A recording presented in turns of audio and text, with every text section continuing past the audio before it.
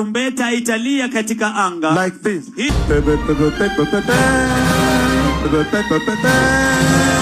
That is how the trumpet will sound. Alikamaja akakuwa a land mogul. Like umekuja ukaja ukakuwa so kusell land, and you're not just selling land, you're selling a lot of land. Because me, I don't have enemies, but apart from the government of Kenya. So hii place of course ikiwa bado ikiundwa ndio ilikuwa bombed. Walilipo huko nyuma. They were trying to crack the house. So huko nyuma kwa drainage. Housewarming. Wale kama pipes.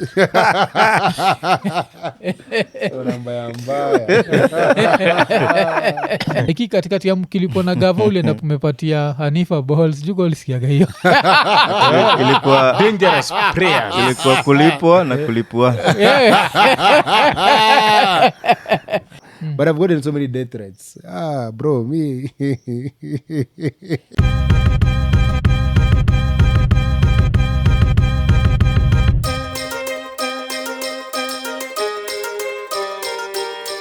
So time ya Uhuru ilikuwaje sasa? So actually, interesting enough, when Uhuru becomes president, I get a call from President William Ruto. I was in the office when he becomes president. Nilikuwa kuona watch party results. People didn't show up. Yeah. So nilikuwa there. And when he became president, I remember I sat down and cried. And I said, you're fucked up as a country. So I cried. Then I got a call from President William Ruto. And I meant to another photographer Uhuru Kenyatta kumpiga picha, portrait. Yeah. I said, I don't share values with this guy. I can't take a picture. I can't take his picture. Because that time, I was a photographer. I had a studio. I was doing very well. I was running power, but I was still a very good photographer. I think I'm still a decent photographer now. So anaenda nipiga portrait ngambia staki hiyo kazi. Because we don't share values. And I'm very clear about me, I don't take money from people that don't share values. Hiyo inatuelewani. So unasema hakuna politician anaweza kuja kununua land hapa? Actually, nani amekuja hapa when we were friends, but you're no longer friends. Let me not mention them, but okay, I guess I know who you mean. The guy. Yes. He's my friend. We worked together and all that. He came here before, but now we don't really talk. Okay. Kuzienyu linukaga kuna siku linuka ukatoa siri zake zingine. Alitudanganya anafanya jichopevu na kufanya jichopevu. Alitudanganya anafanya jichopevu huko. Hiyo hata iko mbaya. Kwanza anachachisha akiwa wewe. Siku hizo ananiambia tu kasongo tu. Ananiambia weka ndani. Simbo pia utiwa mimba. Hey, shit. Oh. Damn, dude. Simba atiwa mimba. Simba mkali lakini nini? Atiwa mimba. Neno namaanisha politics to test friendships ama friendship now. So yesterday I got a call from a friend of mine. It's called Alfie. And we spoke for a while. Kaniambia, bro, because we're discussing friends. Because you see, this government has the highest number of people that I used to call friends. People that we grew up together, people that we know each other, people who are my peers, either from the newsroom, whether we work together, to my associate kwa space ya civil society. But they have changed, wamekuwa very evil. Akaniambia, Boni, mtu yuko na 1 billion. He can spend $1 million a day without feeling anything. He shops at Dubai Mall. His kids go to Cape Town, they're in Dubai, they're wherever he wants. Mwezi kwa the same level. Haizi kusikiza. Power has got into his head because I was asking, what the government is doing this thing about Odaya Church, the Murkomen thing. I'm like, yes. Murkomen is a lawyer. Kindiki is a lawyer. Even at the worst, understand what law means, and what they did was illegal, unlawful, and criminal. How do they authorize police to contact people in a church? Yeah. So basically wanaambia pana watu wako na do, wanadhani power will stay. They're untouchable right now. You cannot reason with them. That was number one. So nikamuuliza swali la pili.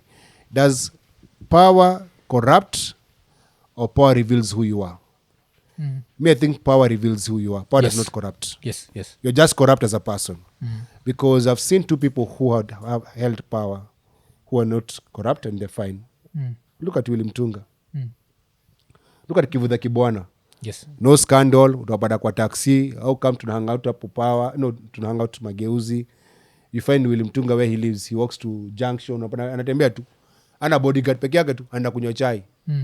And the guy was running a very big docket in the judiciary. Next in line to be president. Na mtu wenye alikuwa hapo registrar, ule alikuwa chief registrar, alikula pesa, ndango nanisholai.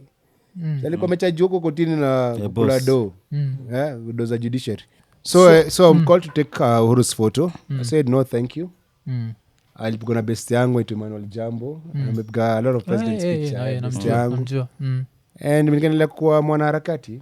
Alafu that's maybe then something I might ask you. Artists are very divided if you come to doing projects for the government. So kuna mseka charisma, ule anasema if you do projects for hata Ruto, you're supporting that. Kuna mseka shiti, ule anasema the fact that they are still doctors who work and they are paid by the government, artists should also be allowed, especially in a country where art does not pay whatever it needs to pay. So anasema that Nini. So do you understand both sides ama do you just look at it like where after Emmanuel Jambo kufanya hivyo, did you feel like now hamwezi kuwa mabeste tena? No, he's my friend. No, you know this friendship. Yes. I still have people who have mentored who work for the president. Yes. Kuna mabesi zangu nafanya kazi Ruto and they're still my friends. But you see they're not playing a very prominent role in the sense of au sia on a pass policy ama vitu zitatuumiza. But where I draw the line is when an artist agrees to do propaganda for the government, that artist is evil. The moment a government is killing its young people, na agree kwenda kuwaosha na kuwaperformia, hapo pia unafaa kuwa cancelled. That's why Tanzanians were cancelling Diamond. The reason why akina Matisengo lenda kwa streets 2024, Jujenzio lembo, if you don't come, we're going to cancel you. Now, the second thing that we need to do as Kenyans is pay our artists well and go for their concerts and buy their art. So they don't have to depend with government projects or government money. But our artists are not the only cowards. Jay-Z na Beyonce ni wadosi sana. Ni wazisema Free Palestine. Ni waoga. Wasiwa NBA wazisema Free Palestine. Ni waoga. Wanagopa endango APAC, ni Jewish Lobby Group. Yes. Wanagopa kuwa cancelled bana, kunyimoma deal. Hata Kevin Hart, the only person who anasema hizo vitu, Dave Chappelle. And Dave Chappelle alisema things are changing and they're becoming very bad. He says, I'm going to give you a word. If I ever say this word, know that I'm in trouble. Yes. I stand with Israel. Ilikuwa kali sana. And so the day ukisikia hivyo, that's not been bought. My life is under threat. This country, the majority of Kenyans actually, forget even Kenyans, even politicians, wasema Free Palestine, wanaogopa kunyimwa visa. Okay. And so another reason ingekuwa hivyo itakuwa if we were allowed to work with the Kibaki government and we were allowed to work with the Who allowed government. No, nasema tu like you see like wewe you could not work with Uhuru. Si ndio? Do you know? That means you cannot also work with No, Ruto. it's a choice. No, I can't work with them out of choice. Yes. Let me give you an example. Eric Wenaina sang one of the best songs. Kitu kidogo, inchi ya kitu kidogo. No, that is a great song. One of the best songs for patriotism and very nationalistic song. Inaitwa nini? Daima Mkenya. Yes. When Kenya was celebrating Kenya at 50, they could not allow him to perform. During the 10 years of Uhuru's government, Eric never got a single job in government to go and perform at those days. You know why? Because in 2013, early 2013 or late 2012, Eric wrote an op-ed, opinion piece for the Star, saying that he cannot vote for ICC inductees. He cannot vote for 2 war criminals. Alisema hizi pigia wase kura. Wenye aliandika kitu, walimcancel. Kuna wase wanapanishiwa hadi leo hii because walisema kitu kuhusu wao wajinga wale ambao wametuongoza nchi hii. Actually, if it was up to the government, mingekuwa bega sahi. If they could find a way to cut any way that I can make money. If me selling land or doing something that was the government had control. Bro, ningekuwa nisha sota. Ningekuwa na sahani. But they can't control me because they don't fund me, they don't do anything with me. They don't know how to get me. Wametry kila kitu. Hakuna kitu hajafanya. Wameniandama, sasa najua wanaandama wife yangu, wanatutafutia tu makosa. Because hii time nikumbusha like during the Uhuru presidency kuna time ulienda Citizen and I was like msee jo amechizi jo. Unaangalia time uliendaga pale ukasema Mama Ngina she's a thief. she owns no business. Niko like umseja ameamua citizen na state house ziko it's a walking distance. Hata uru anaweza kungoja tu kwa gate. Kuna story fa kuambia kuna Jane Kiano, you know Jane Kiano, Seliaga. Yeah. So I went to a party. Akanishoni aje, my son, you're a very good person. Kusema hii mama ngina kila wakati. Uhuru may not come for you, but there's someone who's going to kill you. Oh, brother, yake. Nikaambia tu hivyo. But I've gotten so many death threats. Bro, me. In form of I had a text joke calls. right there, but I'll leave it there. Yeah. If death threat was, I would get late every day. Shit. Because mwangu kila siku natishiwa tu. Hey, mnanitishia na hey brother. If you find another line, you're going to kill me. And then if I die, then what? No. Nini, kitu kama hiyo ya nani ilikuwa freestyle ama ilikuwa ni kitu ulikuwa umesemaga one day if I get a chance to call No, me, I talk my mind, whatever is in my mind at that particular moment. I don't walk around with crammed lines. I'm not a rapper like you.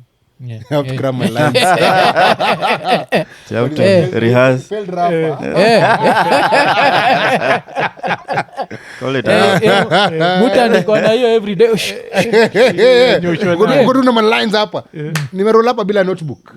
Bring it on. Ask anything. Tuongee tuone kama nani ako na akili. So alafu nani Ruto akakusu. Ruto alikusuigijua nini? Nilimuita call him a thief and a murderer. Akanipeleka kotini. Yeah. And he lost. He did not. Aliluza ama alipula Alishinda prosecute case. He could not provide evidence to prove otherwise. Because nakumbuka hiyo kesi, because hiyo kesi ya Ruto was one of the most interesting ones, because I remember around the same time nilikuwa nakuona Gabadu ulikuwa na Nduthi. So nilikuwa nashinda umsi Gava ikitaka kumaliza, unajua nyoa sawa Nduthi kumaliza ni rahisi. Sini hata nini wanitu kumguza kidogo ama kijiti tu hapo katikati ya bike. So ulikuwa naishi Bagathi. Hiyo mteremko. Pale unajua hata ukishtuliwa tu kidogo story yako kuisha. Kalori tu. Unakuwa marehemu. Inakuwa nini sana. So hiyo time ulikuwa na take risk. So ulikuwa unaogopaga like tuseme ukiwa juu ya Nduthi ama ukiwa juu ya Ndai ama kwako zilikuwa both the same. Me the only reason I stopped riding, a rent to my motorbike killed me. That's the only reason. Yeah. I did not ogopa juu ya watu. Niliacha tu niliota bike yangu imeniua. Ilikuwaje? Uliota? I had an accident, bad accident. Kwa highway. I don't remember the details, but it killed me. I woke up the next day. I did not ride it again. Ever since I don't ride. Oh, sasa uendagi ati tukiwa hapa carriage base unaweza itumia. No, but I want to ride, like now when I'm doing my campaign, I might ride a bike here and there. I might. I'm not sure I will, but yo ninilisha. My wife has 2 motorbikes. And I don't touch them. Muzi wanadua kwa parking. I do not touch the bikes. Oh. Ni msa kuamini ndoto. Amwamini ndoto zangu brother. Hata tukiwa mimi nodifanya na deal of act yote. And then you keep appearing in my dreams and I feel like I'm off. Muji to a story because I have a lot of ancestors who came before me. Wenyewe wananiambia kuna ajali mbele ama kuna mabaya mbele na avoid. Me I believe in my ancestors. Yeah. Okay. Alafu of course nini but before tubongejia Ruto and 2020. Woni nani? Before tubongejia Ruto. Woni nani? Woni nani? His Excellency. Ugani. Oh shit. Rapam slow. WSR. Niko nashindwa ni gani hizi. So but Kanishi. before tubongejia Ruto, Yes. like another thing like questioning pia nishacheki watu wakiuliza ni sawa uboni ana mekido na photography. Alikamaje akakuwa a land mogul. Like umekuja ukaaje ukakuwa so kusell land and you're not just selling land, you're selling a lot of land. So I'm not selling a lot of land. Yeah. I'm not selling. ni eka ngapi ushauza? Mbona zanga land hapa next na mimi ukati ya mabise zangu. A piece of my land. So hii land yako ni how big? It's big. Yeah? There are 2 things Kenyans like asking. How big is your land? How much did you buy it for? I'm assuming you linunua kitambo, uli invest early. How did you land? So I came here for a funeral. My best friend, his name is James Coast. May God rest his soul in peace. Low motorbike accident. Aligongwa. Hiyo ni majuzi. That was like see after Power 254 ishaanza. Huwa alikuwa by the 2014, 15. Yes. 2015 10 years actually nakumbuka. anniversary yake ilikuwa juzi, ilikuwa last week kwa January 2015. Ile kwa kaidi yao. Hapa tu ako hapa nyuma, so nikam funeral budake to Ruben Zuki, nikamshoni aje funeral ilikuwa beautiful, so tukakam funeral tukamzika. It was a magical sunset. And then the next year alikuwa 2016. Yes, okay. 2016 January. Then the next year 2017 January come first anniversary before elections. And then tukakam anniversary tukakula. Then the sunset was beautiful. Nikamwambia budaki ile siku tutapata tu shamba juu ya hill around here, call me. So when we came there was only one tree.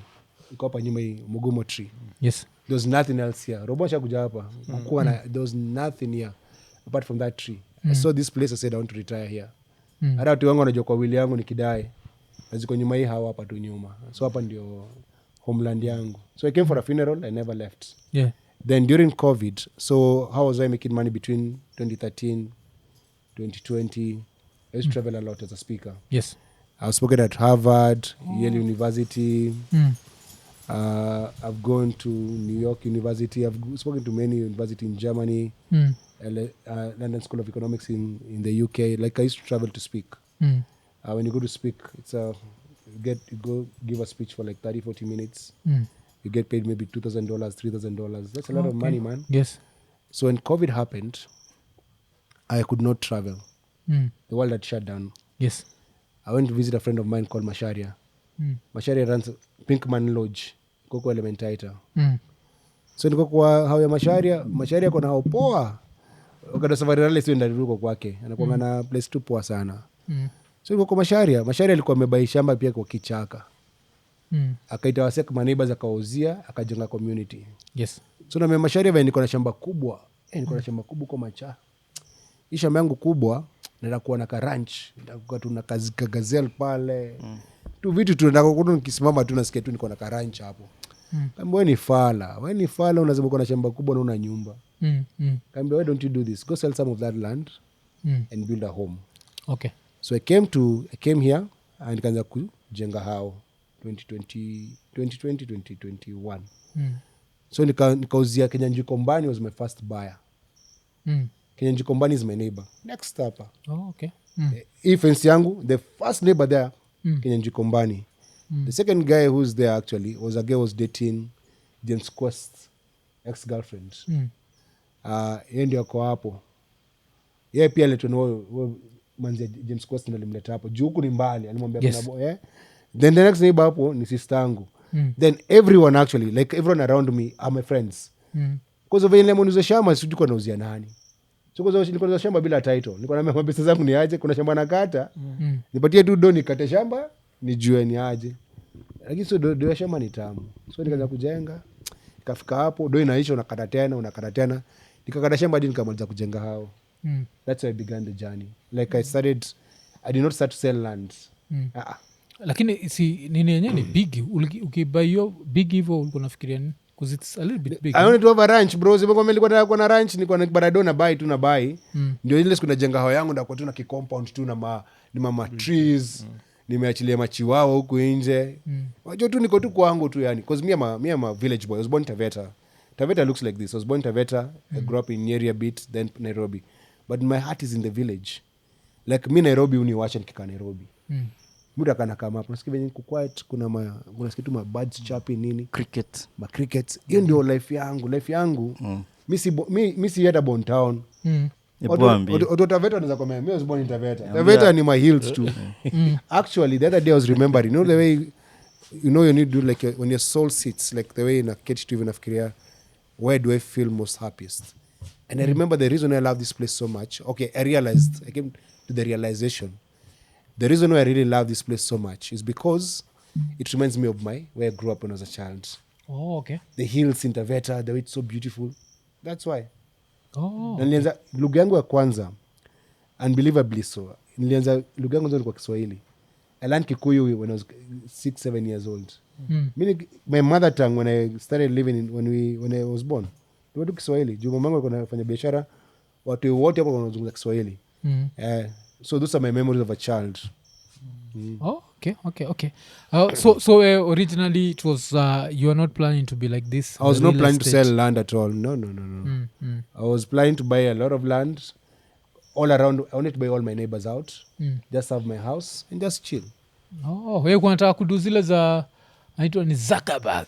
Zuckerberg aliingia pale akavuruga yangu. Mimi sijavuruga because my neighbors come for water. Mimi nilivotia stima, like my neighbors wanaishi wanakuja kuchukua maji kwangu.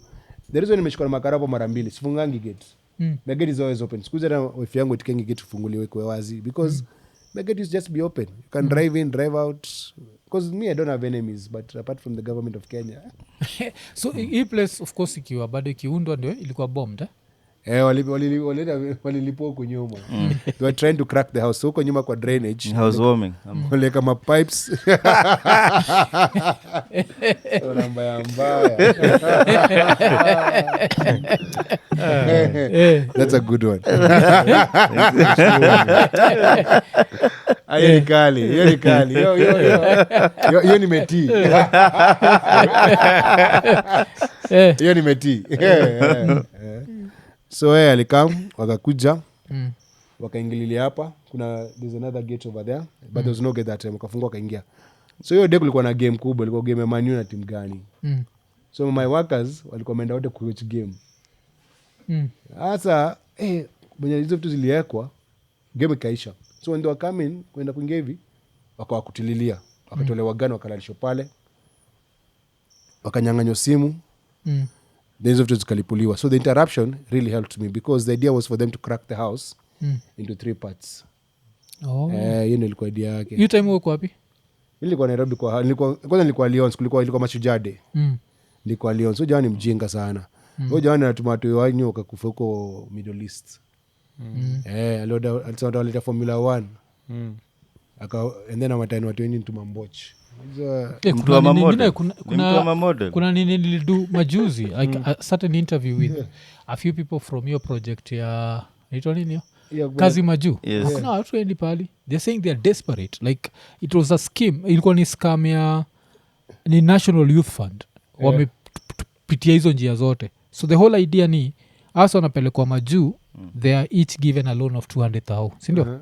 Out of it 200,000 what goes into the account is 181. 19 inatumika for administration blah blah blah. And then hii 181 you can't access it. It has to go to a specific employment agency. Now when it goes to that specific employment agency, you're not taken anywhere. So how travel, so kuna wale wawili watatu wameishia majuu, wale wameenda mamboch, but most of them are in Kenya. Pesa imekulwa tu wakiwa hapa, but sasa wako na deni ya gava 200k. Yes. Na hiyo do waliundo insurance Amaco. Insurance ni Amaco. New York Times walikuwa na story. Anyone traveling must be insured by Amaco. Amaco ni ya Kasongo. Si the same way ilisemekana tile ndege ilifly nani ile helicopter ilikuwa na fly nani Aisho Speed ilikuwa ni ya Kasongo. Kuzio hata mse alikuwa ananipatia story nani ni Sadik. Na Sadik alikuja jua alikuwa anatuambia wewe ni mtu wake kabisa, like wewe anakufa na wewe. Amekuja hapa kunitafuta kwa sababu nilikuwa na mental issues. Alikuja all the way kunitafuta. Kuna dedicated man, is very dedicated. Kuna hiyo time ulibonga hiyo. I'd not put that here, but why do you think ulikuwa na go through hizo mental struggles? I think the thing about tulinao kwa streets bro. Na wakadai, and then kuna hiyo uchungu. I went to most of those funerals of those kids who died. Yes. And then there are many issues. The anguish of the heart. Una feel like you're helpless and you can't help. You know, even now there are some parents who help parents. There are people that I send money sometimes. There are people who call me, like they when they want hope or they want something, they call me. And I'm in touch with them. So unajua mimi kuna tumefela wase by the way. Tumefela my parents hawatoi. Yes. Those kids do not need to die. They do not want to become heroes. They became our heroes. we should never forget them and we should compensate them, actually, those families, and fight for justice. And I think one of the things about this coming election should be more of a referendum. Are you going to vote for people who killed your kids, or are you going to vote for new leadership? Full stop. Okay. And for those families, because at least we interact now, ukiona all the fights that happens around compensation, there are formalities that need to be followed. For them, after interacting with them, what do you think?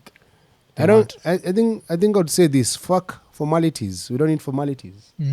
If the president can call 10,000 teachers na wapatie do na kuna budget yote, if he can do this Kenyatta thing at State House and dish out things, or call chiefs from the entire country and do these things, he can give them money if he wants to.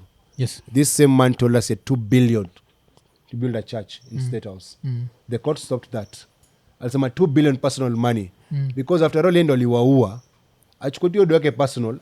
Those families are known. The ones who died, kuna amputees, kuna kwa wheelchair, they have to use diapers every day. Awaite tu pia State House. They will not refuse to go. Apatie do. Hii mambo ya kutufanyia ceremony, formalities, commissions, board, hiyo ni upuzi. Because akitumia 8 billion kurepair State House, kutoa hiyo roof, like a flat roof for aesthetics. Yes. Hakutuuliza. Aje kutubeba mambo fala. Excuse me.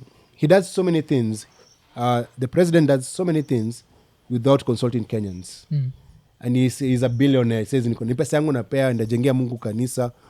Unajengea Mungu kanisa, na wale ambao utoto wao walikufa, ujawapatia kitu chochote. Unajua kuna ushetani ingine unafaa kutoa kwa akili yako. Because are you speaking because you're saying, oh, I'm holy. If you're going to pretend to be holy, pretend all the way. Because the Bible says you need to weep the tears of the widows and the orphans. Their kids were orphans today because their parents were murdered. Take care of them. The president does not need to form a compensation committee to compensate anyone. Akona do, ila do nye 80 billion napatiwa Nuruddin Haji. National Intelligence Service budget. Hiyo ndio budget ya kutunoma politicians na kuharibu Kenya sahi. The National Intelligence Service has doubled the budget of judiciary with less employees because the money for there it's a black hole. Hiyo do iko hapo can be used for anything. Wale makara walienda kuvuruga udhaya, ile allowance wanapewa inatolewa kwa duka hiyo. If you sign up a politicians, nisikia unajua nilikuwa kwa Azimio wakati wa 2022 elections. There's something called a sign-in fee. Ukiona politicians amedefect, amesema ametoka either UDA akaenda DCP or DCP akaenda ODM, they are given a sign-in fee. Ochotewa. Okay. It's a transfer window. It's a transfer window. Ochotewa. Una negotiate, unasema mimi nataka hii na hii. Unasema tunataka ndio unapewa ndio unakuwa transferred. So hiyo ndio tumetransfer hiyo. Hiyo ndio inatoka kwa budget yenye mtu anamuuliza. Create the same budget for these victims. Tupige stories hai. Yeah. Because I think because kumekuwa na a lot of court cases around that. And the court cases imekuwa nikifeel like it gives the president a chance to hide and be like, you know what? He doesn't want to compensate. He does not want to compensate. Anachezea games. It's charade. Because what he needs to do, he has enough civil servants to verify those names. Allocate kusaisi wenye ujamaa kazi yake ni mjengo tu. He's so focused on mjengo. Place anakulia simiti, anakulia chuma, anakulia shamba, na anakulia hiyo levy, housing levy. Yes. Anakula kila kitu. Shamba ni ya serikali. Na pia na pesa tumetolewa na wananchi. Na pia nyumba anauza. We don't even know where that money goes. Yes. So if you can be able to set up such an elaborate thing to steal public land and public money, set an elaborate thing to compensate the victims and pretend that you care. Okay. So Nini, let's go back to 2025, June 25th. So June 25th, 2024. Yes, 2024, June 25th. Yes. The protest happens. And after the protest happens, at some point unakuja unaambia wase watu ende home. So sisi tulikuwa kwa streets. Tulikuwa sisi. The three of us. The three of us tulikuwa hapo plus Rapture, I think. Yes, so nakumbuka vile tumesikia wasome Bridge Parliament, tukabaki tulikuwa pale karibu na Nation Center, si ndio? Ndio tukamwa wacha tutembee tuende ile area central. Cowards. Yeah. Tuko tunajitetea. Sikiza. Pale niko pande. Twende central. Sikiza, unajua tulijiteteaje? This is the youth, you know. Si tuko over 40. This is the youth. Over 40. Ami siko hapo. Yeah, so sisi tuko wacha the youth wa handle this story. Yeah. Alafu of course tukaishia mtaani. Then baadaye na watch footage, naona footage fulani ile you are actually like attacked by people when you said that watu wanafaa kwenda home. Yeah. So wacha tuanze na hapo the experience. How's that ile kuona wasona kudoubt na uko kwa ground, because I felt like ulikuwa naambia wende home for their own safety. No, wale attack ni mtu mmoja, sio watu wawili. I wasn't attacked by many people. Kama ningekuwa na attack ningekuwa nimekufa sahi. Some random guys, but you know there were goons in the streets. Kuna magunzo waliingia tao wakaanza kuharibu, and then I saw people being killed because nilifika parliament. Yes. And then I realized darkness is very bad from experience. Hata polisi wengi geto usiku. Usiku ni kubaya sana. Even photographers don't work at night. Yes. I have experience. I've covered many things. The moment darkness falls, it's free for all. Those kids were innocent, inexperienced, in the middle of the city. The moment darkness falls, you have police coming into the streets, arresting and raping people. Forget even about the goons. Even the police themselves, they do a lot of heinous things. And to prove my point, last year, women were raped during Sabasaba at night. After the protest ended on their way home, they were raped, right? Because there was darkness. 2024, there was no rape cases. Because I went around telling, go home. Because darkness is bad. It's free for all. You have thugs and you have police in the city. And maybe you don't know Nairobi very well. So just go home. You know, evil operates in the dark a lot. So my point was go home, because I saw, and then I was told goons have been on Omogo town. Now if you want to know how goons were in the city, Uhuru Park iliharibiwa yote.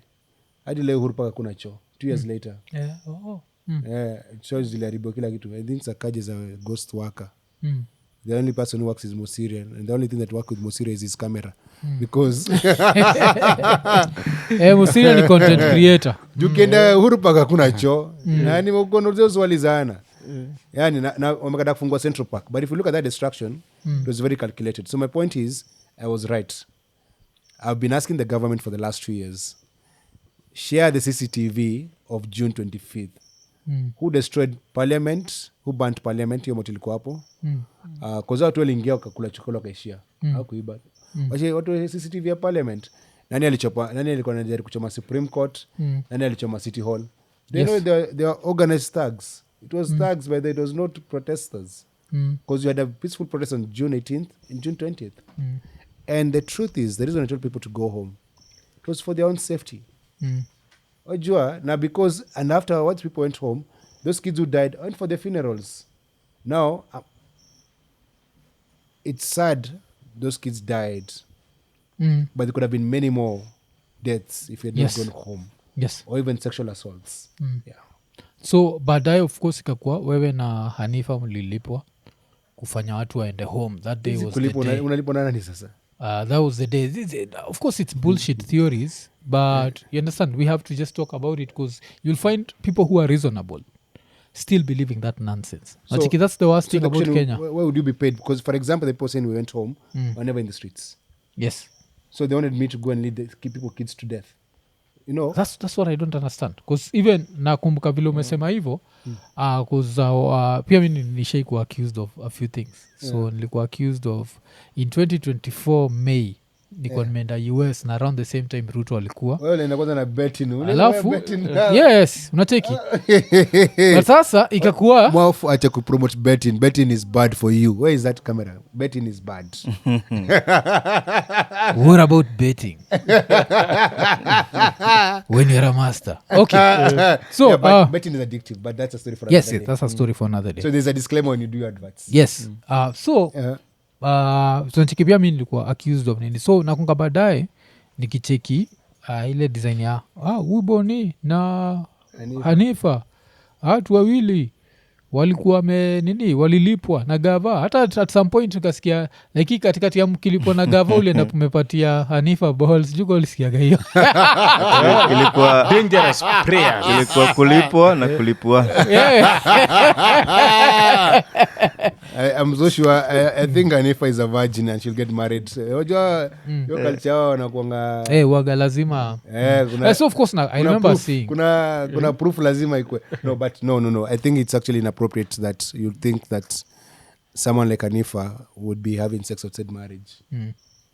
And you'd think that if she was going to have a sex outside marriage, she'd sleep with an old man like me. I'm Jerry's husband. The only person allowed to sleep with him was sleep, not sex. Ni sleep with Sleep with and sleep with. So but ukicheck hizi story kuna filaje ile time unacheki Nah, story ati bro. say yeah, he stopped the revolution was going to happen. It's this guy, The man who stopped the revolution, and we gave him advice, he did not listen to us, is the late Right Honorable Raila Odinga. Hapo alituuza peni mbili. Hapo he sold us out because during the night of the protest I was in hiding. After June 25th I was in hiding, and when I was in hiding I sent an emissary, so I spoke to Raila Jr.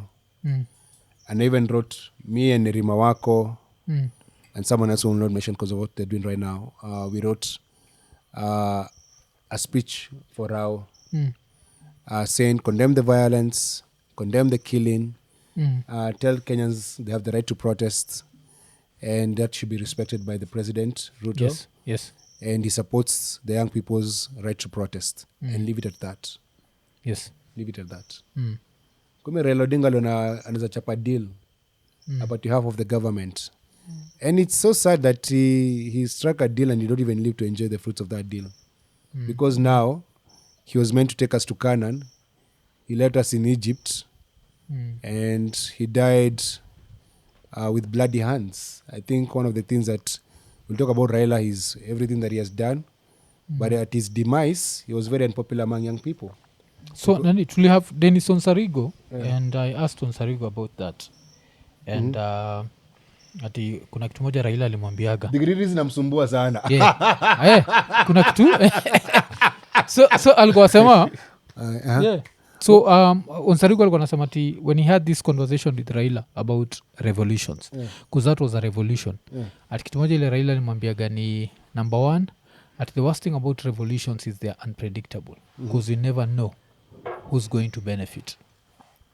So his reasoning was like zile times zote zile alikuwa involved in asking for mass protests, there was always a limit, and the limit was we should never ever go into military rule, because if we go to military rule we might never come back from that. So with yati 2024 it was that close at we were vile wasana semaga it was close. Yes, it was close. How? But sasa now the question was, no, it was close to a revolution, yes? But the question was, if the revolution had happened, who would have ended up running Kenya? Would we have ended up as under military rule? And if it was under military rule, how long would it have taken us to go back to civilian? And so that was. So maybe, I don't know if it's the one who was saying that, maybe the other problem was we are leaderless, rudderless. So there was no plan that, yes, this thing happens.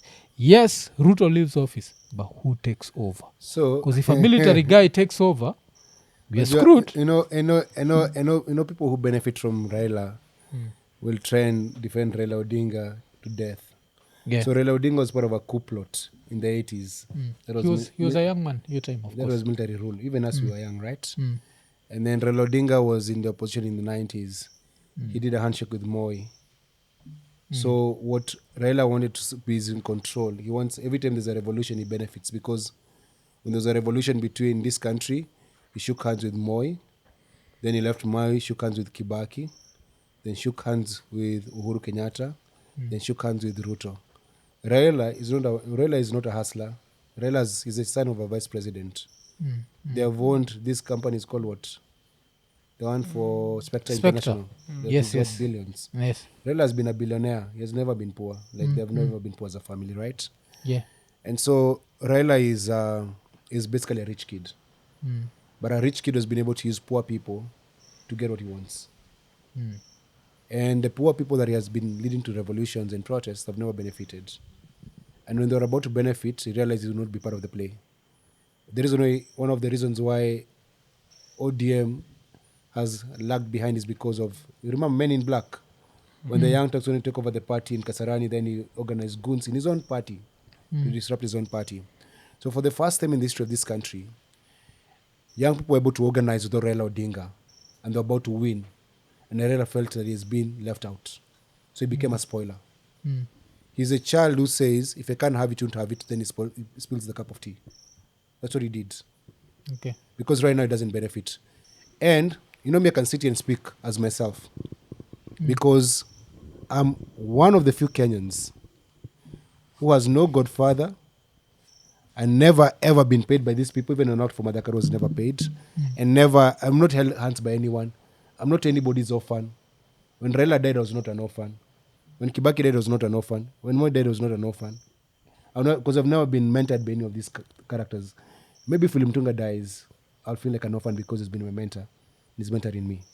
My point is, people who have benefited from Raila Odinga will never see that what he did was wrong and that he betrayed young people. Now, the question was, who would have become president? We would have had an interim government. Madagascar has an interim government. It has military, but that's a different one. Nepal has an interim government. Yunus is the president, right? Now, prime minister or president, I think. In Kenya, there's a constitution. We would have decided to go interim government, then you go into elections, even early elections. Disband the entire parliament because Article 1 of the constitution says all sovereign power belongs to the people. The people took back the power. Even now, the people still have the power. So it was a vote of no confidence in the entire government. Everyone would have gone home, fresh elections, and the rebirth of a nation. Instead of us having a beautiful baby, Raila ensured we had a stillborn baby. And maybe or maybe not, the blood of the innocent and everything that actually happened caused many other things to happen after that. Okay. But so hauwezi ona hiyo reasoning ya no one Reasoning knows, yake ni kuulize. no one knows who will benefit from a revolution. So he benefited. He chose to benefit himself. Because that's what he did. He formed this blood-based government. Because from the blood of the Gen Z that was shed, that he formed his government. So we are saying that if I don't benefit, then it shouldn't happen. Is that what you're saying? Because that's basically... I'm not saying that. Not you. That's the Raila reasoning. Yes. Yeah. Okay. Zi mi niko na quote tu hiyo design ya nani? Raila, On nikuulize, Sariko. Raila, Yeah. we're not leaderless, my friend. We were leaderless with leadership. That's why you knew where to send money. That's why you knew where the posters came from, the program came from, the concert at Uhuru Park. It was leadership. Okay, but naja sasa tuko nasikia mnanunua Prado na hiyo magari zinlicheki. No, see, Hanifa amenunua Prado. You understand the way Hanifa there was uses so a much taxi and bullshit. bodas. But Zina you see, jo, of course I know. But you guys, the problem you have, you regurgitate government lies.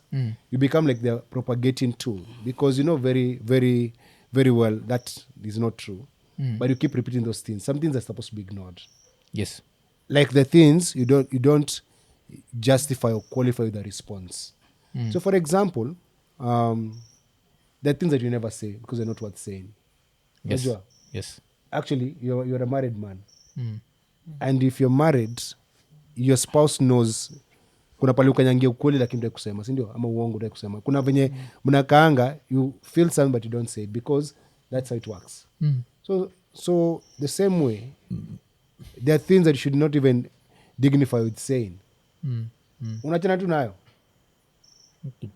Say, for example, who registers the cars? It's the government of Kenya. So ambia kina so nafanya name search kwa hiyo number plate.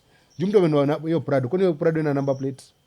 Mtu amenunua. Yes, of course unajua ni nonsense. It's nonsense, yes, but Yes. push that narrative because the problem is you people on social media, there's nothing you can say about me that is going to shame me.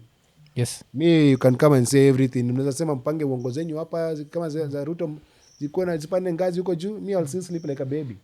Without any medication, I sleep like a baby. My point is, the young kids who are in the movement are getting stressed and depressed because of the unwarranted attacks. and the people attacking them are government people paid by government. The government bloggers 527 brigade. Wanamkanga tu. I went to Jeff Konange's show.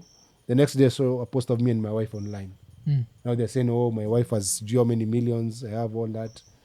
Konene, najua mwaka ni mpya lakini injili ni ile ile lemfi. So kama uko US, uko UK, uko Canada ama uko the UAE na unatry kutuma do Kenya, baki umechangamka, ingia lemfi, utabaki umepata the most competitive rates. Lakini apart from that, on your first transaction ya $100 or more, utapata $20 sign up reward. So unangoja nini? Baki umechangamka, chap ingia lemfi. Lemfi, international payments for everyone. Konene. But sasa nini tukiruka to 2026 Yes. 2026 of course ukaamua kuishia TZ. That's 25. 2025 shit tuko 2026 nisharuka kwa election 2027 so 2025 TZ. So I remember watching the clip ukiwa kwa hoteli. At what point did you start feeling funny because you went through the airport? Yes, So when we went through the airport, there were many of us. yes. Tulikuja wengi, the guys coming from Uganda, we're flying differently. Tulikuwa tunasema tunakuja hapo. I was supposed to spend a night there. Go to the case afternoon, ndege Uganda Yes. for Besije. Oh, okay. Because solidarity. Tupige solidarity ya Tundu Lissu. Yes. Then you go for Besije. So we went to the hotel. Tukaambona afternoon tukasikia Madhakaru wamekuwa deported wakiwa na kina Gloria na Lynn. Yes. They've been deported. We're like, now iko shida. So and then kujua kuna shida tukaambia na wase tuende kwa room tofauti tukaambia na wase no communication and then kwa room. I did a video, by the way. Yes. There's that video that I did. Ile kwa room mekata kufungua. But I give an exclusive one. I'll send you one. I sent to my kids. Said, niko hapa, nimeland, wamedeport. Tumeka mkuona my friend who is supposed to be in jail. There's another one in jail. I'm going to Uganda tomorrow. And this is, I hope I'm going to be safe. Because we suddenly after they were deported, we thought they come after us because we're all of us in the same hotel. Yes. So in my hotel, nilikuwa nasikia tu off. Wajua nilikwambia mimi unasikia tu ni kama iko hivi. Ndoto zako. Tukasikia wasee wameland, then tukasikia kina Hussein wamekuwa detained airport. That's around 10. Bus. 10 p.m. sasa. So nikadhani sasa wameenda kwa list. Na trial inafaa kuwa saa ngapi? The next day? No, saa 10. Silikuwa kesi ilikuwa asubuhi. So tukiwa eventually William Tunga amekuwa deported. Tukadiscuss venye Maraga anaweza kuja kama backup. Maraga kakama. So Maraga kapita through. But William Tunga came with his normal passport. Maraga came with his diplomatic passport. Yes. So kaingia. So mimi venye alikuja kunichukua wanabisha hiyo mlango. Nilikuwa kwa room yangu na simu zangu. I had 2 phones in the room. And they wanted to get to me. And I was like, I would have opened, but I didn't want them to get my phones. Yes. And so I didn't open. But also I was scared of going out at night because I knew, I told you, darkness is a very bad thing. Yes. And let me tell you, I am so lucky that I'm alive today because I didn't open that door. Jukani ningefungua, singeambia mtu nimeshikwa. Na kama singepost online, ninge-disappear. Wasema kunichukua. There's a guy called Pole Pole. You know, he's an ambassador. Yes, Humphrey Pole Pole. He is missing. Mpaka leo, yes. Tulikuwa kwa nyumba yake na wakionekana hivi wakampiga. The house was full of blood. Ajepatikana. He was an ambassador to Cuba. He was a member of CCM. Ajepatikana ambassador mzima. Sasa mimi na ni mwanaharakati. So I didn't open the door. And I think it was a very lucky thing. But the next day in the morning, Agatha naye akaland that night. Venye alifika kwa hoteli akapata message zangu. So I told him come to my room and I gave Agatha my bags. Akaenda nazo. So then we went for dinner. When I was at dinner, the police show up. No, I went to the bathroom.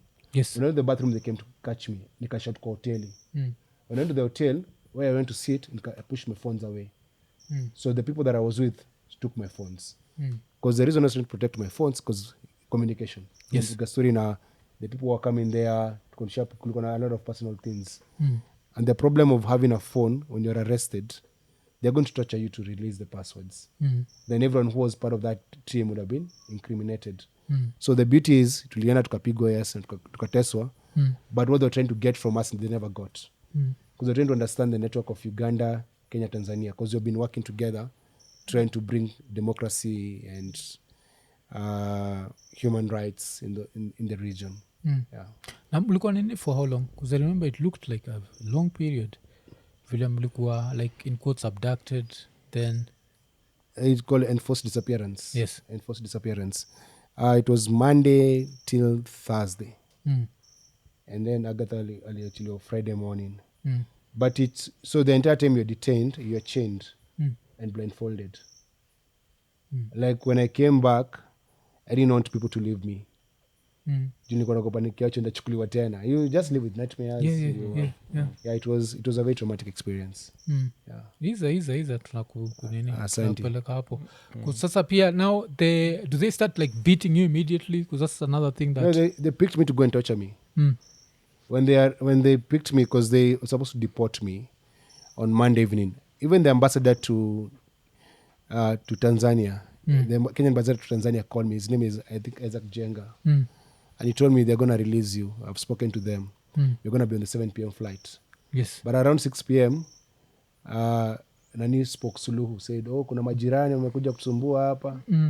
Then some guy came from state. And that guy came and started beating me. Akiniita mabusu na nipiga makofi. Nilikuwa nimevaa a Kenyan bangle kama hii. Anza kuikata. Akaikata, akaivunja. They took us to Central Police Station. And then they started slapping me, asking me, who are you with? Why are your phones? They wanted our phones. But the questions they were asking me at the Central Police Station, that guy called Mafuele, are questions they could have only asked me if they had a source in the Kenyan government. So by the time they were beating me and harassing me before they took us to torture chambers, they knew who I was, what I had done. It was not like normal questioning. It was like... So kuna kuuliza nini? Mambo ya Gen Z protest in Kenya. Nilichoma parliament. Nimekuja kuharibu nchi yao.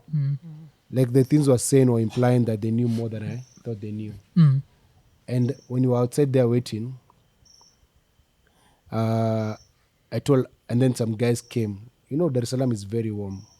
And they had such mean faces. They were like looking like they're killers. I told Agatha Pole, because I knew it's going to be bad. I've seen this scene over and over, again and again. You would see someone and see that's evil. I knew this is it.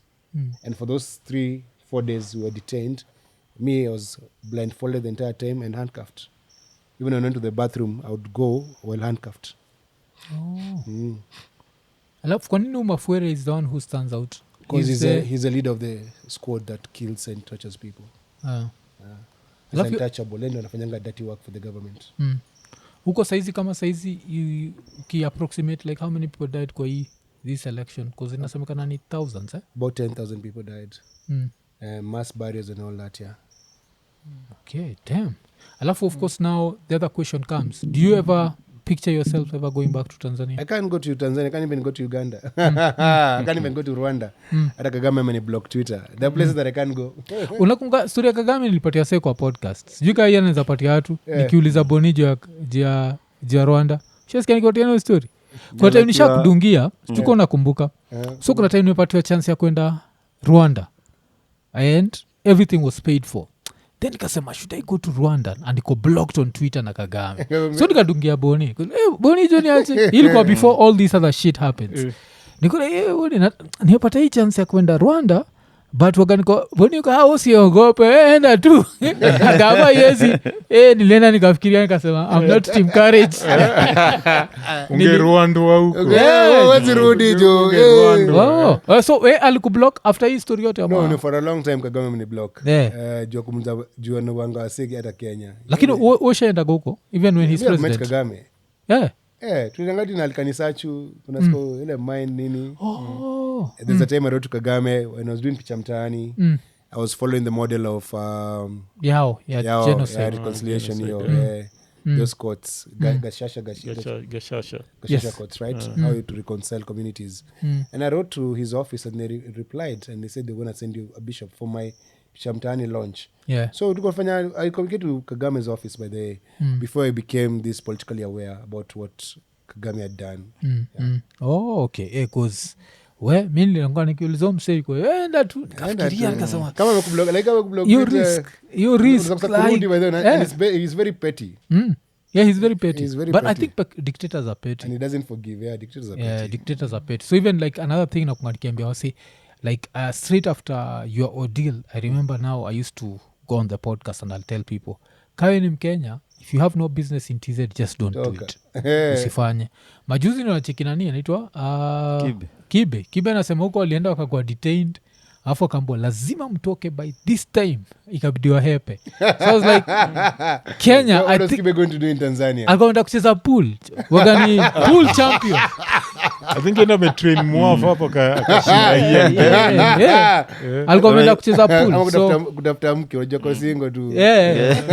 So ati anasema waliambiwa ati kesho tokeni, I think ni by 8th tokeni by 5 pm. Wakafikiria cause si protest ilikuwa 9th December 9th. So wakafikiria instead of watoke 8th wacha watoke 7th. Cause walikuwa wanaogopa hii 8th wanapatikana barabara ikuwe Wakenya wamekuja kufuruka Tanzania. Wamekuja kufuruka muungano. But so East Africa unachekiaje? I feel like walifanya Mwambili. Unajua pia Mwambili walimbeba huko. Unachekiaje East Africa? I feel like it's going democracy, down. my friend. For example, just thinking about it. So in the past ungekuwa kwa shida Kenya, ungekimbia Uganda. Yes. Utorokea Uganda upande ndege huko. Utorokea wakati PV unaingia Tanzania. Unatorokea wapi? If you're going by road, kama wewe unaelekea wazinge Ethiopia, wazinge Somalia, wazinge Burundi. Sasa Kenya imekuwa landlocked for activists. So easy. Unatorokea wapi? Unaenda wapi? Zile za nani Prophet Wauru. So you guys are going by road. I'm going this way. Who's in South Sudan? Who's in South Sudan? Who's a united dictatorship. It's a united. There is not a single democracy in the largest Africa. Like Eastern Africa. Not a single democracy. All the way from Congo now. Coming. Burundi. Ethiopia. Was Ethiopia pia imeanza kuchoma? There have been a civil war for the longest time. Imekuwa nini? Hata maaktivisti wa Ethiopia kwa Kenya. But inamaanisha nini? So what's the future for activism? And iko na space ukiconsider now ile kubwa ilikuwa ni ya Gen Z na ika fizzle out. They fizzle out. The things are boiling nicely. Things are boiling nicely, but who will the guy who used to say that is in the government. Boni, ukiconsider it's a disappointment. We really disappoint. Someone abducts you and then you join them. I'm like, okay. And like, why would you do that? Okuda pia alijitetea. Alisema that I think wajuzi tuko naye last week. Sema you only make peace with your enemies. Unajua. So hawezi make peace now. Make peace with your pockets. When it was the future activism. Future ni ballot revolution, bro. I want if you're a young person in this country, you don't have a voter's card, shame on you. Endo chukue kura, tafadhali chukua kura, because we need to have voters cards. We need to fix this country. So ilikuwa ni last year you announced? August 27, I announced that I'm running to be the president of the Republic of Kenya. Yes. So last week on Friday tulikuwa na Morara. And Kebaso alikuwa nasema that hafikiri Kenyans actually want change. And you see someone like you would represent change. So do you actually believe Kenyans want change? You also like, yes, we say we want, but we don't really want, because we'll always choose the biggest thief, the biggest murderer, the biggest rapist, the biggest. I think so. Human beings like normalcy. They don't like new things or rocking the boat. And so when you ask them who would you vote for, they say the lesser evil. But when you tell them why not vote for an angel then, or not the lesser evil, then they're hesitant. So just like the way these evil people campaign every day, I think we as who we want to bring change to this country, or we who believe that we are good people and can fix our country, need to campaign as much. We don't give up, because the bad guys want us to give up. Wanakuambia wase wataki change, watu wamechoka. But uliona 2024, 2025 kumekuwa na June 25th mara mbili. Na Wakenya wamechoka. Punda amechoka. So tutava kudu ni kupush momentum. Hii narrative ya watu wajachoka ni ya uongo. Watu wamechoka pia dina makarao. Uliona maboyo unaambia makarao piga risasi. Unaona watu wanaenda kwa barabara wameandika obituary wanajua kwamba anaweza kufa. Unajua? Wadeo wamejitolea, so tujitolee. Kitu tuko na shida nao ni mamillennial, mimi na wewe, si ni mabuda. So tuko kidogo tuko na ka safety net, tunataka za rockboat zaidi. Na pia our parents, baby boomers pia wanaogopa, wako na ukabila, wako na ujinga ingine hapo isaidii. So my response to Morara is, and I feel Morara has tried with this Vampire Diaries. Don't give up. Because when we give up, they win. And the truth is, Kenya is on the precipice of a disaster. If this man comes back with this appetite for debt and stealing, we'll have no country here. Because he says Singapore, but he doesn't have the manners and the characters of Singapore. So we must join hands and say, you know what, not only this man has to go, which is Ruto must go, everyone in the government must go, we start afresh. Because if we don't, Kenya is gone forever. So Kenyans won't change. Mtu sikudanganya, tunataka change. So, but the only way to get change, si mdomo. Chukue kura tafadhali. So, what do you think it would take to convince the masses? Because the masses, for a very long time, I'd say maybe since 1992, the masses have been voting strictly based on tribe, mostly. Yes? Gen Z ulisema wako tribeless. So, tuko tu bado tribeless. Tunaweza sell dream ya Kenya by the Kenya we want. Let us do that. I'm producing something called like ahadi yangu, my promise. Yenye ndapatiwa save bure. Inaka kama noti ya thao. I'll send you a copy ndio unaweza show yako. Yes. It's ideally telling Kenyans to promise themselves they're not going to vote along tribal lines, and they'll vote for unity, and they'll not vote for criminals, and they'll not sell their votes. We need, how change happens, you make a personal commitment to be the change you want to see in the world. Wewe ndio mabadiliko. Mabadiliko sio sisi, ni mimi. So mimi nikichange au change. Kenya itakuwa tu sawa. Imagine kama wale walikuwa kwa movement au kusell out. Yes. Imagine if Raila Odinga had not sold out 2024. Tungekuwa na new country. New country. But wali sell out. Wali kidogo waliuza. Let's not sell out. Okay. Because reason chikina kuuliza hivyo ni siwezi kudanganya. During the protests, I felt like there was that way for change. Yes. And as soon as Gachagua got impeached, we went back to our default settings. Nikikwambia, how many times nimedo, like, because I do these reaction videos where I react to stuff, yes? Yeah.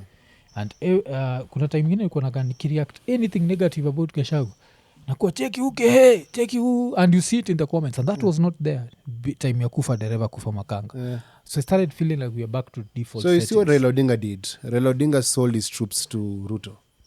Akamuzia goons, akamuzia ma-senators, akamuzia ma-MPs, akamuzia ma-governors. Yes.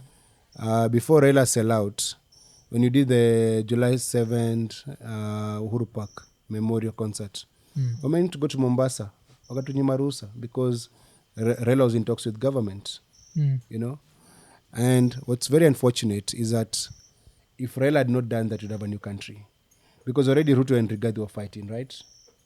And Omtara told me the day Rigathi was impeached, every MP was given 5 million. You'd have thought everyone has a new laptop bag, because everyone has been given money in a laptop bag. Everyone was given money in a laptop bag. So even the members of parliament sold out. Now, I know we blame a lot of things on Ruto, and Ruto is not a good person. He's a bad person. He has hit squads, people who abduct, people who kill, people who rape, people who just do heinous things. He's a bad man. But Ruto is not bad alone. Ruto is bad with everyone with him today. Also, the people who are very bad are members of parliament who are silent about the injustices of the Gen Z. Ama MP wakipiga maraundi, they don't talk about the victims. They'll talk about how they want to remember Gen Z, how Gen Z did. They want to ride the wave, but not the pain. Yes. Because kama ungekuwa tuamana sasa ungesema, by the way, kwa allocation hii mwaka tunaweka 2 billion, tutatenga 3-4 billion for compensation for victims and for justice and even for people who lost their property or their cars were touched. Unajua? Hakuna kitu kama hiyo, hakuna story kama hiyo. They don't care about that. It hasn't been an issue at all. You know? Yeah. Okay. But sasa unajua nini? Kumbuka uliran, ilikuwa ni 2017? Yeah, and I ran for MP Starehe. MP Starehe. Yeah. Wasika sisi tulichange place ya kuvote. Ilikuwa mimi, Hey. Ian pia ulivote. Yeah. Ulivote. Hey. Yeah. Bwana, Kariakoo social. Hey, Kariakoo, Yeah, so chief hizi campaigner. Kariakoo. Unataka kuja kwa party lakini kwa chief campaigner. ilikuwa independent. We had two candidates. We had you and we had Robo. also him. yes. He was vying for member of county assembly. Ziwani ward. Yes. So ilikuwa change safi sana na ukweli. Ukweli party. Party So nachiki even with that list because I remember like ilikuwa ni wewe, ilikuwa ni Jagwa, ilikuwa ni Mbogo. Mbogo. Yes. Mbogo. And I remember even looking at that list kuna time nilikuwa naianalyze nikibonga juu ya positive ethnicity, yes. And one of the things I was saying that the worst thing what I hate about even Kenyan tribalism is even when we choose amongst our own tribe we never choose the best. So let's say Nairobi ingekuwa tu ni wasap peke yake, Mbogo, Jagwa na wewe, you are known as the man of the people. Yeah. And somehow I don't even think you are close second. Were you? See, ulikuwa third ama? That's third. Yeah. You understand? So these same people do now you still believe they learned something because this is what happened after they did vote for you. Whenever they had problems, who did they used to They call? came to me. You. And since when mzuri and very forgiving, you'll still go there. I was like, fuck you. Miss Kuji. You know, Unacheki ulikuwa mzuri bado nakuona niko like kama fala. don't lose hope. I think the only thing you can learn from Raila Odinga, he lost presidential elections 5 times. Yeah. And he never gave up. Ada kabla kufe, alikuwa na run 2027. You know, Raila became an MP at 47. Yeah. Raila became a member of parliament at the age of 47. So, and he never gave up. Alienda tu Quran. But that's besides the point. My point is that I have such hope with young people. They'll do the right thing and elect me as their president. 70% of the population of this country is under 35. Ni mavijana tu. Hao ndio naomba kura zao. Hata nyinyi mkininyima kura zenyu. Nataka tu kura ya vijana itatosha. Kama kila kijana ambaye ako na miaka 18 achukue kura na nichague, Kenya itakuwa imara na Kenya itakuwa mbele. So what would you change?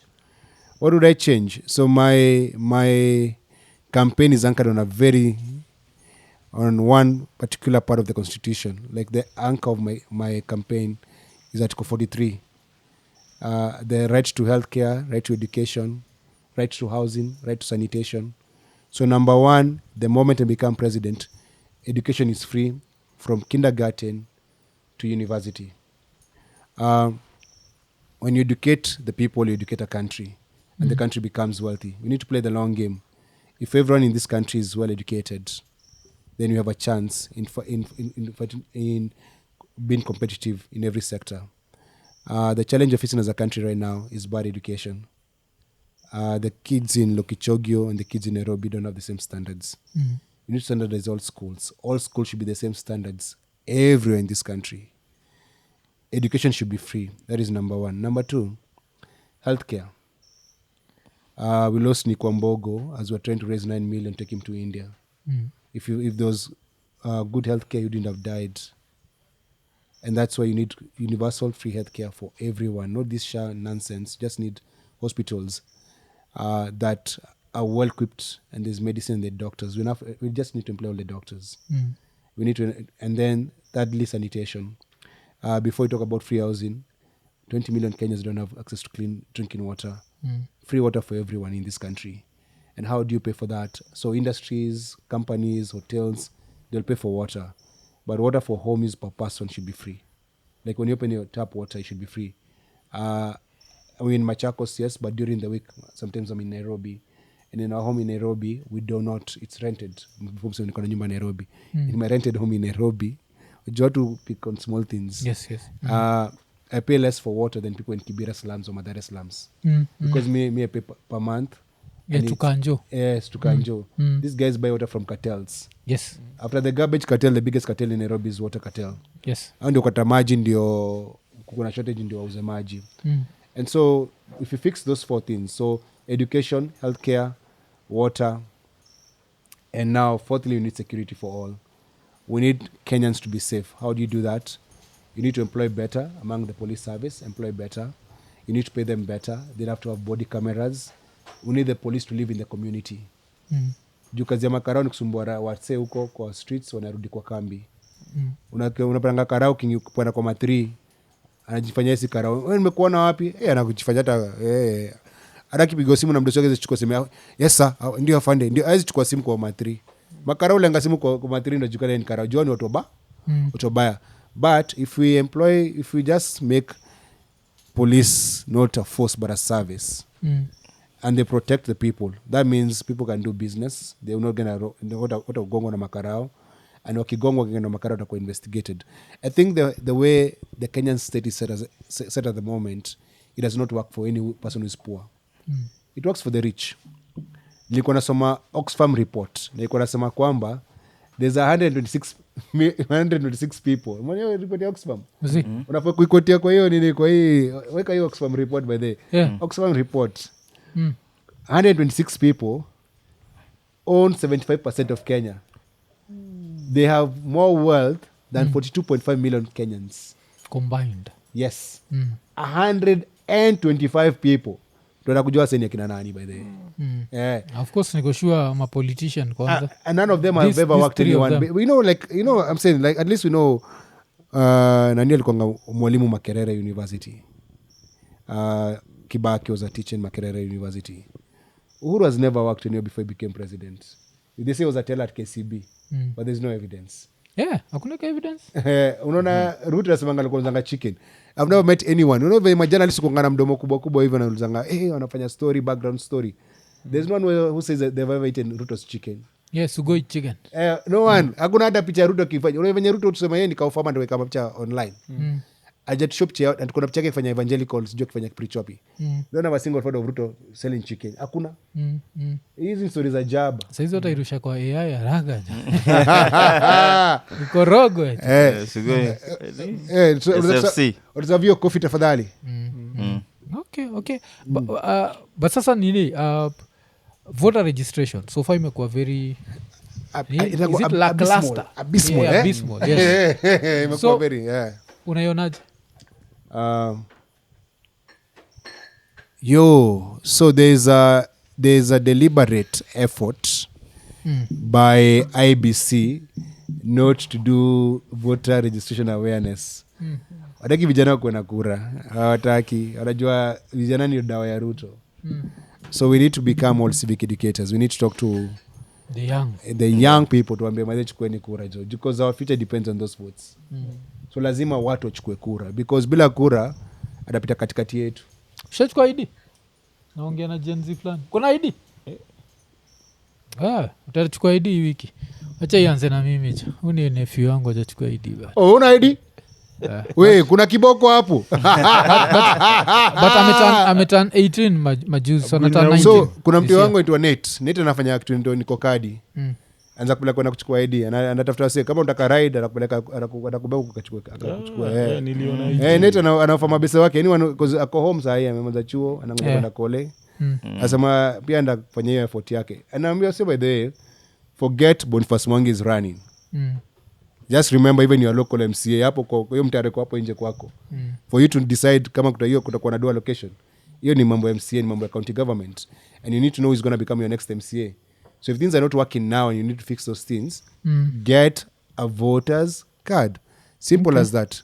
Kuna nini hiya na hapa na plan kwa governor wa Kiambu next after wa Matangi so. True story. Yeah. Thanks for the reminder. All right. Sometimes I forget my leadership skills. All dreams are valid, mister. Yeah.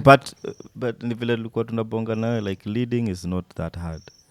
It's just implementing policies. And you know that in your manifesto. Yeah, that's true. You know, haitaji hata muscle. That is very true. So let me something about leadership. Leadership is not, there's no magic.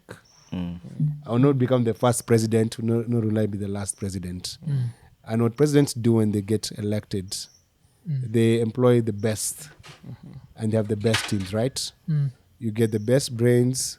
So tukimalizia kuna bonga juu ya Gen Z. So unafeel tunaweza do nini kufanya Gen Z watokee wachukue kura? Like what can we do? Because kuna time kwa nasema maybe I don't know if how do we make it cool? Because I feel like we made protesting cool to a certain level. That's the reason why they came out. So is there a way to make voter registration cool? Civic education. Kama sahii kuna watu 800,000 wako nyumbani juu wanafaa kuna grade 10, hakuna walimu, hakuna madarasa, hakuna mashule. Na hakuna pia vitabu za grade 10, unajua. And that is actually a governance issue, it's a leadership issue. So we need to help Gen Z connect the life they live today with the vote. So kila kwamba ukipiga kura vizuri unapata maisha bora, ukipiga kura vibaya utapata utauliwa, itasaidia sana. So there must be that connection between the vote and the young people. They understand that their future is getting compromised every day. Kama sahi, everyone is in debt. I think about 200,000 plus, everyone in this country. When you give birth, unazaa deni, because watu mtu pia kwa deni. So majamaa kilewa kwamba our future depends on our vote. Maybe watachukua kura. Na majenzi, by the way, mimi naomba tu. Najua kusema Kasongo aende ataenda. Kwenda ataenda. Ana budi. But ndio aende, lazima tuungane tupige kura toke. So lazima to prepare. As we prepare for June 25th this year, tuenda commemorate second year of 2024, lazima nataka kila mtu atakeleza kwa streets kwenda celebrate mashujaa akuja na kura. I want it to be so cool that when you go to a club, bala kuulizwa kama uko na ID unaweza kuwa na voters card. Inafaa kwa hiyo ukipanda ma3 uko na voters card. You remember when Central Province were trying to elect Uhuru? Kumera ulikuwa ukienda kwa bao wewe wa pombe kama una kura na ID. So we may need to make it very cool. Mavijana fa understand makarao na kupiga na kugandamiza kwa sababu ya viongozi wale ambao wako juu na waruhusu wafanye hizo maneno. So ukichagua viongozi bora utakuwa na maisha bora. Mimi kama kijana, I spend a lot of time in police stations. Do you know? Ask me how I work. By the way, you know me, I'm basically unemployed. I do sell land, I travel to speak, I take pictures, I do business here and there. But most of my time is spent helping people. I wake up every day to help people. If I give you my phone, I don't know what my phone is, and you read today's messages, come, give me that phone. Hey, tunajuaga. No, zinagata even online, people tag you. Yeah, like every day. Yeah. Kama sahi kuna msiju nimekuwa kwa interview, alituma message asubuhi. Nauliza na frustrations yake sahi. Na kupatia tu mbili. Huyu ni sahi alinitumia message asubuhi. Unaweza soma tu juu kusema sijui muindi alikuwa ameandika kazi, then uko chini. Aya, kuna muindi amenifukuza kazi bila notice after more than 11 years. If you can reach me, I'll tell you more in details. Niko Kitusuru. Alafu nikuwa nadhani unaweza ni save kuintervene angalau nipewe hata muda ya kutoa vitu vyangu, but ni sawa, nimekuelewa. Okay, koze haukuweza kumwanza in time. Yes, but I'll call him before I go to bed. Yes. Huyu ni mwingine anasema I want to show you. Ini leo bado. Yeah. Haya. Ni Henry, the security of wherever academy, just attend my call. This lease line is also mine. I ni 8 shelter. I have a shoulder dislocation and I'm home very broke, sir. Next week I'll be in school. Okay. Take care and be safe. Yes. Huo ni mwingine. Hata sasa kuna mwingine amesema makaro amekulishwa do like my huyo na message yake amekuja remember sister yake amekufa. Mwingine ako hapa sasa tu niko nimeketi hapo. Huyo amekulisha makarao juu nilikuwa nataka nene nimwandikie barua demand letter, anagongwa. So ananiambia makarao angalia unasema huyo mse ame kulisha hawa makarao do.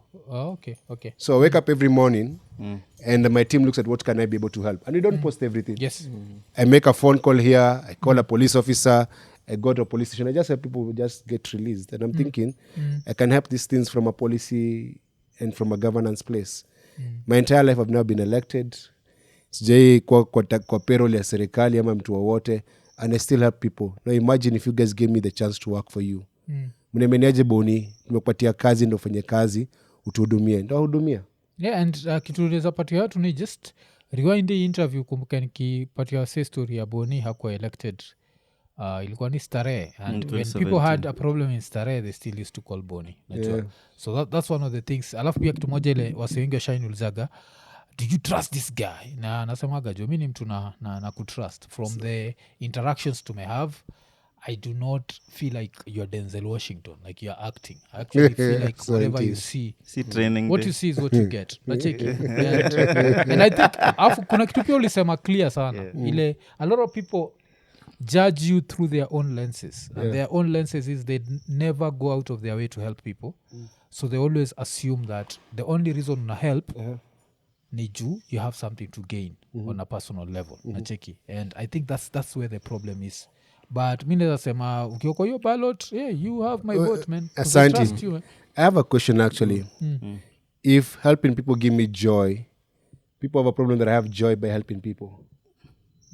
And I think wale wako like No, as in benefit on a personal level So- or financial level. I don't know what they think. Okay, let's assume I would like to have this conversation. Let's have it for a moment. Yes. So, a doctor will learn from a hospital. Yes. A mortician from the mortuary. Yeah. The president is an employee. Yes. Sindio? He's also earning. Yes. So he's the teacher. So he's the makanga who you pay bus fare to. Yes. Everyone is earning in some way. So why does my existence hurt them? Okay, I don't know. I think it's Like mwona inakuasha then niko sawa. As in unasikia uchungu niko sawa. Na niko mwambiwa say by the way, if it was so lucrative to become an activist, why don't you all become activists? Why don't you just do it? there's an example. And if it was easy to do it, why don't you do it? Because I think if I could choose all over again, I wouldn't be an activist. There's an If I example could I have, always if I had a give. choice, I would stick to photography, ningekuwa naishi quietly like everyone else. But the problems in this country pain me, and that's why I do what I do. Kuna example mpatianaga yako msakisema ufanya this for money. Always give the example of that time ulikuwa shot up close na tear gas canister. Yeah. You know that thing can kill. It kills people. People Yes, it die kills from people. that. So Yes. I remember asking someone like, how much money would you be paid for that to happen? That's number one. Number two, majuzi vile ulipigwa ilikuwa I think 2025 ulikuwa umefura kabisa. Yeah. Na kuna nikiuliza mtu like how much will you be paid uingie kwa police station upigwe ngumi nakunga vile ule kara walikuja April, wauko. pale nini akaku so I think Even being in a foreign land, And being tortured. being knocked on the door, people who do not know who they are, and you don't have people to run to. I think that was Even this country, imagine, that bro. stuck with a lot of us for some moment. Yeah. The fact that it happened to you, and you are Kenyan and huko, watu wako like, hey, now where's Bonnie, because they felt like now we relate to you. The fact that you're Kenyan.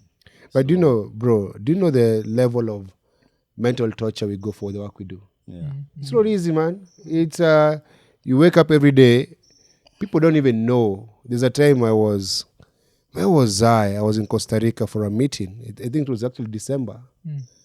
I woke up, I went on X, someone had called me Umbwa, Mavi, Kumamamako. And I just woken up, sikuwa nimekuja breakfast, do you know delete Twitter kwa account kwa simu yangu. Sema mtu anijui, nikamwambia bibi yangu, but they call my wife. And I said, I'm so upset. Mtu ameniita Mavi, ameniita Umbwa, ametukana mama yangu. Hatujuani. Sijui hata juu ni nani. Na yani nilishindwa what? Yeah. And I think there's also that you get trolled, you get attacked. People say the most ridiculous things about you. And you still do it. By the way, sometimes I think I'm a stronger man. However, given the choice of what I do today, I'll do something else. okay I think there's so much pain and so much frustration being a truthful activist. You see, one of the things that I'm not able to do is kudanganyana. Yo uongo. I've gotten in trouble in my friends' lives. Because I'm too truthful. Because I don't want to start dodging and doing things and hiding. And I think every time I've tried to hide and live like a double life or dodge a thing, it comes back to haunt me. So I try not to have those EV, spending. So, and it's impossible to blackmail me. No one can blackmail me. Whenever you want material about me, you can't blackmail me. How will you blackmail me? Aje. When you come and say, watu nitishie online, usikuja kuniambia, usiwaambie the country. I think you're inakuwa I'm uende kwa polisi. You don't come and tell me, oh, I know. Or if you know, you go where you're supposed to report the relevant authority. Am I like relevant authority? Yeah. Because kuna kitu moja I think there's a day that nani alisema uko na dodgy finances, if I'm not wrong. It was a lie I remember there was someone alafu kasema sawa si muzi release Yeah. and I think that's the Na- way na I always say- nikatag police EACC DCI ngambia why are you telling me hey go tell the government it's the one who doing those investigations Yes. tusikama hapa tuanze kuambia na these things no because let me tell you I'm not saying that I'm righteous but I'm holy but what I know is that I have integrity I have personal integrity there are things I don't do there are things I don't touch and that's the way it is alafu ukikuwa president uza kuwa ready for dangerous prayers dangerous- if I am corrupt Lord Not- so let's talk about someone like President Daniel Arap Moi ambaye alikuwa kwa power for 24 years yes so he had many farms there's a report called the Kroll report yeah of the looting of Kenya alikuwa na account na nyumba London Switzerland all this wealth my friend and the man died in a Nairobi hospital like a lonely single person you know so you amass this much wealth you have lands everywhere you have companies everywhere you have all these houses everywhere but you don't even enjoy life one of the things that I'm going to do and you have met my team like about 10 people who work for me I told them we're going to campaign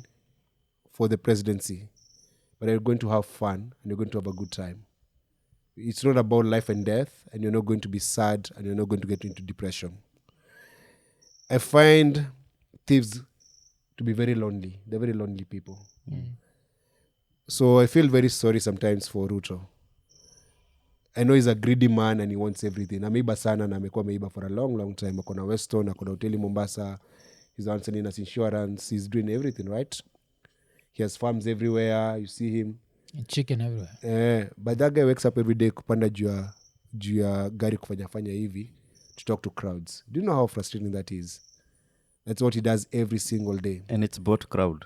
yes it's a very frustrating thing that he does every day and as a politician who ran for public office in 2017 I'll tell you when you spend your most waking moments like when you're most energetic with strangers and you have no personal private life so I would not want to become a thief because I would lose the taste of life because you are always wondering nani ananitafuta EACC nakuja conspiracy kuna hizi you're always dodging that's why you see politicians are shady you don't understand how shady they are they hide their kids and wives like kama mavi isipokuwa Ruto amekuwa forced kuwa na mtoto bibeke kuwa public all the time the one that we know I'm sure the men you don't know and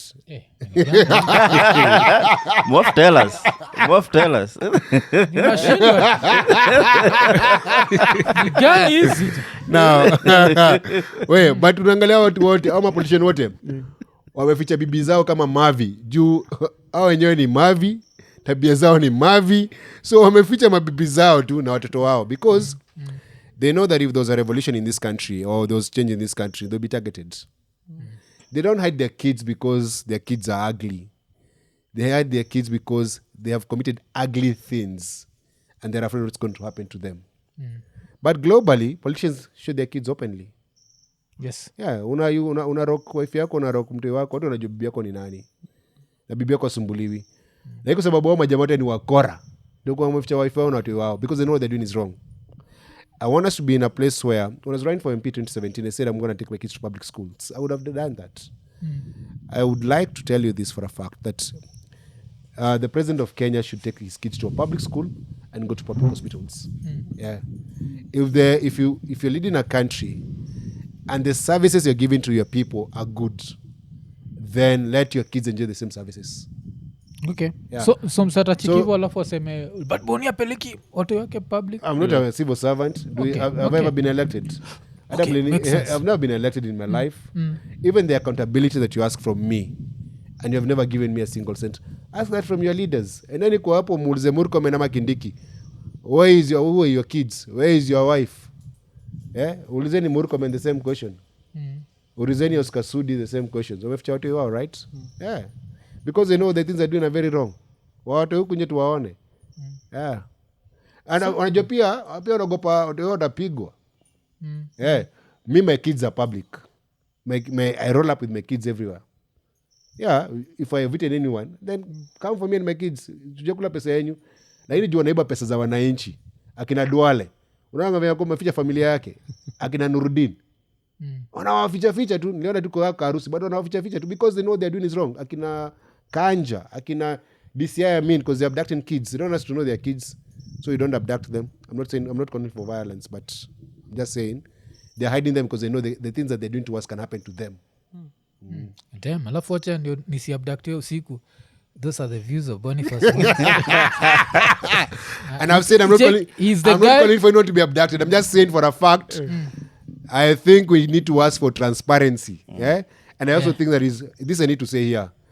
Instead of the president of Kenya fixing the matatu sector, ikuwe na decency, ikuwe na normalcy, the way Michuki had tried to do. You know, makangas walikuwa wanavaa uniform, driver wanavaa uniform, walikuwa na set routes, akuwa kuna overloading, safety belts. Mtu yoke na run ma3. You know, unajua ni akili ndogo sana. Na hii ma3 ifuatagi rules. Ati baba yako ni president, wewe unaenda kununua matatu. Akili ndogo kama baba yako. Hey, damn.